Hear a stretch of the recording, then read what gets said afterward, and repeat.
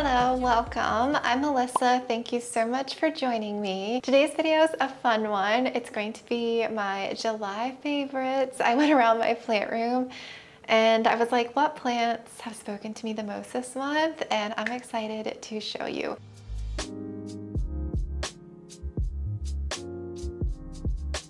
We're going to start off with a bang. I have it right here in front of me. This is a variegated Alocasia Frydek, and she is stunning. This is a new leaf that she just gave me right here. Look at the color. I have that leaf, and then I also have one here on the back. So currently 3 leaves. She did have 2 very white leaves that she yellowed off within the past couple of weeks because I let the substrate get too dry. So she is currently kind of living temporarily in Fluval Stratum. She didn't do that well in soil, so I have some new containers of pond on order and I will be transitioning her over to pond. I made my decision to move her to pond. I just feel like the alocasias that I currently have in it, I have a couple that are rehabbing. I'm gonna show you one for the favorites too. And it's doing well. And I just feel like, you know, I think it's just the way to go for a lot of my alocasias now. For those of you that don't know, I've had an issue with alocasias and some kind of fungal issue going on with them, and I don't know what exactly caused it, but pretty much all of my alocasias got affected and I'm having to regrow them back, which stinks. This one did not get infected with anything fungal. It just didn't like being in soil. From my experience, it actually went dormant, which could have been I moved it to a lower light location, which I think probably prompted it to go dormant, but it basically was just a stump and it has grown back in stratum. So I have taken about 4 or 5 corms off of her, and I do have little babies of this one growing in my Ikea cabinet, and some of the color is like very white, some of it is more of like a creamy color, some like more of like a yellow tone. So it's very interesting, the different corms that have produced the different color variegation. I don't know why that is or enough about the genetics of this plant to really explain that. But it is amazing the different color that has come out because they're all in my cabinet, so they're all in the same lighting conditions and environment and temperature, and so some corms are just giving me different growth. I don't know. But I'm very happy with the 3 leaves that are left on this plant. It's getting a little bit bumpy here, so I feel like she'll probably push a leaf in the next few weeks. I'm excited to make the transition over to pond. I'm going to show you the roots in stratum. Isn't it beautiful? Stratum tends to dry out very quickly. That's the only negative that I have to say about stratum, but plants love all the nutrients that are in here. And if you aren't careful with stratum, if you let it get too dry, the roots just don't get the water that they need, which causes the plant to stress and yellow leaves. So that's the only thing that I don't like, is that it dries quickly. I hope she can hold on to more leaves in pond and just grow very big and beautiful. I adore this plant so much. So definitely has been a favorite for sure this month. Moving on to number 2, I'm sure a lot of you probably know what happened with my regular Alocasia Frydek. I love Alocasia Frydek. I think it's my favorite Alocasia that I currently own. I do have probably 14 or so varieties of Alocasia, but the Frydek has always been my favorite, and the variegated one. I think it's the leaf shape. I don't know what it is, or the veining. It's just very beautiful. And I don't know, it's just so pretty. So I have a new leaf coming back and another one. It just gave me this one. It's currently living in pond. Pond is still very new to me, but I am loving it. This is my beautiful Alocasia that was holding on to like 12, 9, 10 leaves, something like that. It was holding on to a lot of leaves. It was very big and beautiful for a long time. And then I got a fungal issue and it's stressed. I don't know what happened to it. But yes, I'm very happy to see it on the mend. So I actually propagated this alocasia. I cut the stump in half. This is the top half. I stuck it in pond. It had 0 roots. And this is what we are now left with. And I have the bottom right here. And look at the bottom. Look at all those little leaves coming back. Look at how stinking cute they are. And you can see where I chopped her in the middle, where I beheaded her. It's so cute. So I have 1, 2, 3, 4, 5 cute little leaves. And then I have another one on the way here, another one pushing out here. I don't know how many growth points are actually going to eventually activate, but right now I have 4 activated growth points and 1 on the way. So that's exciting from chopping this plant back. I want to show you this one because this was a part of her. This was a corm and she's beautiful. Look! Look at how beautiful. So this one is living in soil. This was, I believe, 3 or 4 corms. I don't remember now. I potted them up. All the little small leaves yellowed already. That's the thing with alocasia is if you are a little bit on the underwatering side or overwatering side, you just have to be very consistent with that schedule. And if you accidentally underwater, they get a little bit angry and they drop leaves. I like to let them get somewhat dry in soil, but yeah, you just have to be very consistent. And sometimes that's challenging or it can be difficult. But yes, I'm happy that I have my Frydeks here. They're so stinking cute. So having all 3 of these little babies just mean so much to me and I love them. Moving on from alocasia, I want to show you this one. This is my Epipremnum pinnatum marble variegated. This was the one that I got in November. It was just a cutting. It didn't have any growth yet. So I have 4, I believe 4 nodes that are growing. But look at how beautiful it is. I have a newer leaf on this side that's a little bit bigger and it has a fenestration already right here. It's so stinking cute. Epipremnum plants are one of my favorite plant species. I just love them because they're easy to grow. They're beautiful. They love climbing. They're not pest magnets. I cannot say enough good thing about Epipremnum plants. I love them. I'll probably eventually collect them all because I love them that much.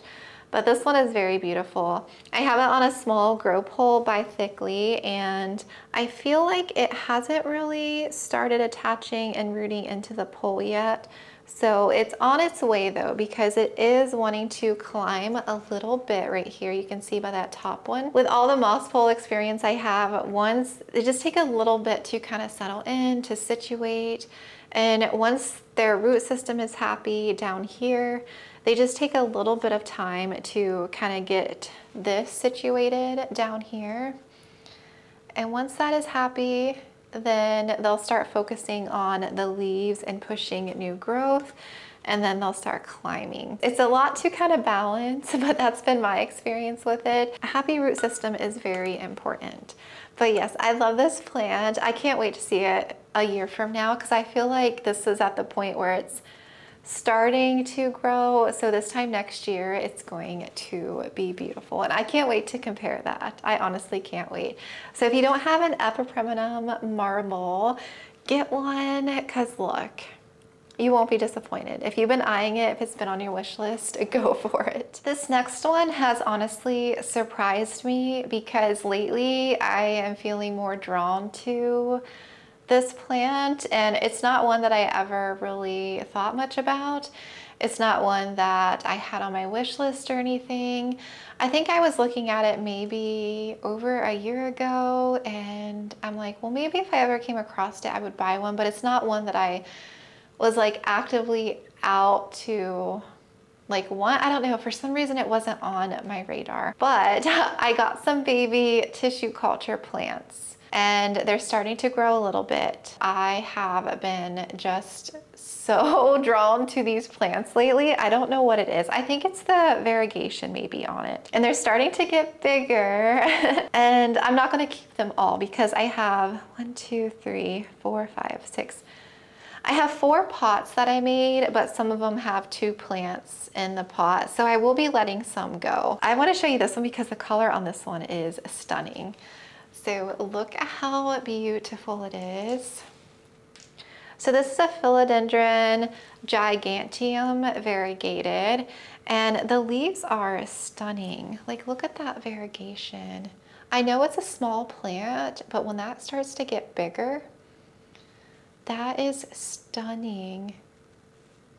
So I have 2 plants, like I said, in this one, and the variegation is beautiful.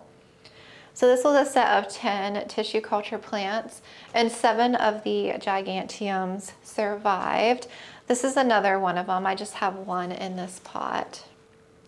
The color is still very beautiful. And here's another one that possibly could be reverting maybe on this one. I have 2 different plants in here. And I have 1 more that's a little bit smaller that looks more variegated like this one, but this one is my favorite, so I'm definitely keeping this one. Yeah, I don't know, this plant was never on my radar, and now that these little tissue cultures have grown, I'm just like, these leaves are so pretty. Like that variegation there, so pretty. So yeah, if you ever come across a Philodendron Giganteum Variegated, I say go for it because it's beautiful. They've been doing very well. Again, these were very tiny tissue culture plants. I haven't fertilized these yet, so I do want to sprinkle in some slow release. I just have them in my normal mix, and I've been watering them mostly dry, but I feel like they are getting established in here, their root system. But yeah, they're growing very well and very quickly. Yeah, these have definitely surprised me, I would say, for a favorite this month. The next one I want to show you is one of my newer Marantas. I was actually just looking, I'm like, I need to give this one some water. It's a little dry. Oops. This is my newer black Maranta, and it's been acclimating well. It's just 1 stem in here. It gave me this new leaf here recently, which is pretty nice, and then it's unfurling a new leaf here, which is so stinking cute. The color on this Maranta is stunning. So beautiful. I just potted up some silver band cuttings. I propagated my silver band, and I just want you to see the difference between, I guess, the black Maranta and the silver band. Can you see them? They're both beautiful. But yeah, they're stunning. I don't know, I think it's just something about the black markings on the black Maranta that stands out more to me. I don't know what it is. If this gets to be the size of my bathroom Maranta, I know, like, oh, it's just gonna be so beautiful. I'm tempted to put this one in my bathroom actually, because that one is growing so well in there. It is beautiful. So yes, I love all Maranta, but this little one has definitely been a favorite lately. It seems to be doing very well, and it seems to love my environment, and I love it, and I can't wait for it to grow more. Next up, I want to give some love to my Monstera Obliqua. I can't tell you how much progress this plant has done in the amount of time I've had it. And these newer leaves it gave me, you guys, look. I hope you can make them out. They are stunning. Absolutely gorgeous. And this is what the plant is looking like. Here, and then the top leaves. So I'll hold her back here, kind of all the way. And I have some new growth on the bottom here, as well as in the middle, and I have more new growth up top. My Monstera Obliqua has had a very long story. I got it last April or May, I believe, from Botanica's, and it had leaf melting. It was down to 1 leaf. I thought it was gonna die. I paid a ton of money for this plant at that time, and I got it to grow back. I was just so happy, and Chai ate it. He ate most of it. And I'm like, son of a gun. Yeah, I had to regrow it back again. And then he nibbled it a little bit more. It had a little bit of spider mites.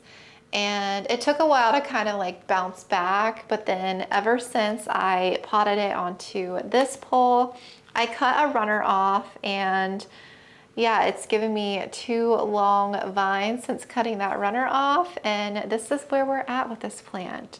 I don't know, it's been on a journey, but I'm happy with the progress it's made because it's a beautiful plant. I love Monstera. I love split leaves, fenestrated plants. This one is gorgeous.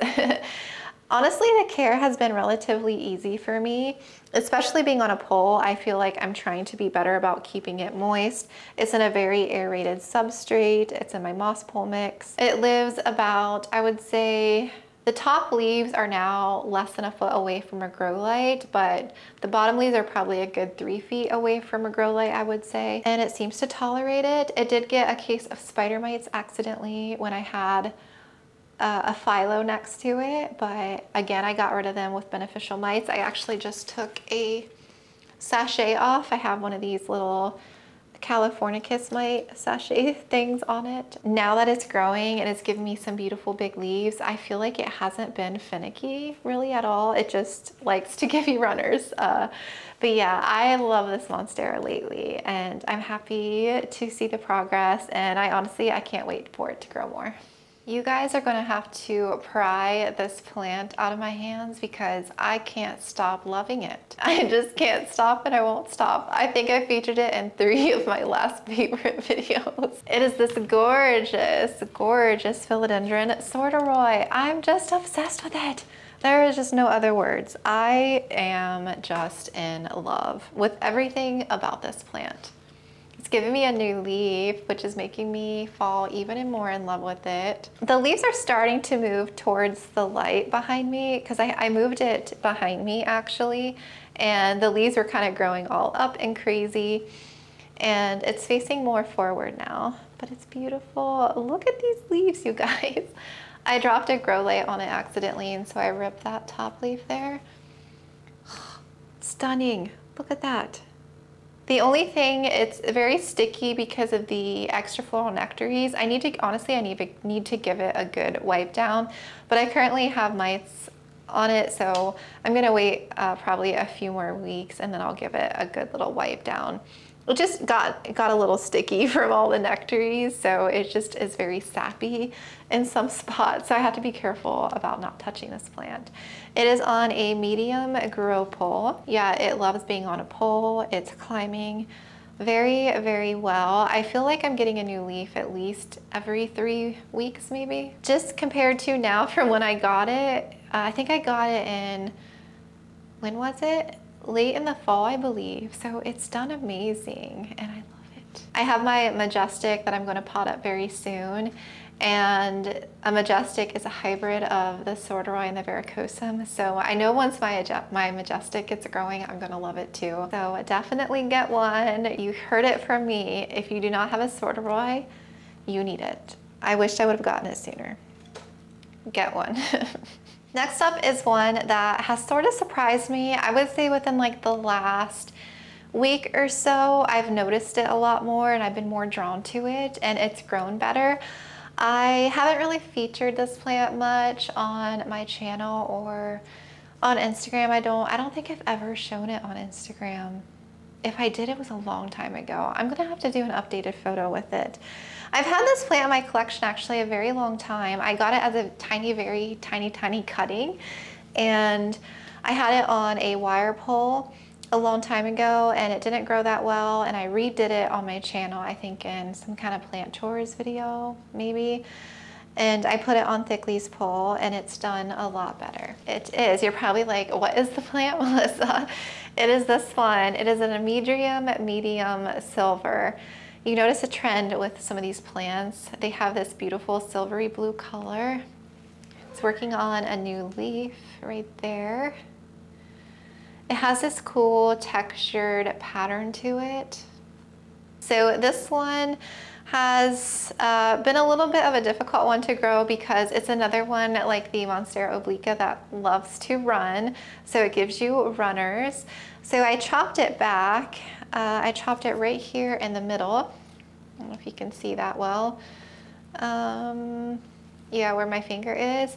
And so from me chopping it, it activated 2 nodes to grow. So I have multiple growth points now. I have a new leaf down here, and yeah, I have 1 node here growing and 1 node here growing now. And I have some older leaves. I like it bushy and compact like this. I hope it stays like this, honestly, and that it doesn't continue to give me runners. So when I cut this runner off, I wanna show you the runner because it's adorable. I have 3 nodes that I chopped up, and 2 of them have pushed out growth and 1 is about to push out growth. Look how cute and tiny the little nodes are. Look at those little leaves. Look at how stinking cute. And there's a little leaf here that's on its way right there. It's so cute. I don't know what to do with this runner. I think I might end up potting it up in here with this one, but I don't know. Look at all those cool little aerial roots popping out. This one is currently in stratum, and I rooted this in stratum. I just stuck the wet sticks all on top like that, and I put it in my cabinet, and it's grown ever since. So yeah, very cute. So again, an Amydrium medium silver. I don't really see this plant talked about, or I don't really see many people with this plant, but yeah, it's pretty cool. I love the texture and the leaf pattern. So yeah, if you do get one, just know that it runs a lot, so give it some climbing support, but it's beautiful. Next up, I wanted to briefly share my Monstera Aurea because I chopped it in one of my latest videos. But I've been obsessed with my Aurea lately because I've been trying to rehab it. It's been sad. It's my favorite plant. And like I said, I propped it and it's currently rooting in water. But I have some good news. Look at those water roots coming out of there. Do you see? They're starting to push out. It's only been in water for, when did I film that video? Yeah, it hasn't even been, I think, 5 days, maybe, something like that. And it's perked up quite a bit. Look at the color on that leaf. Stunning.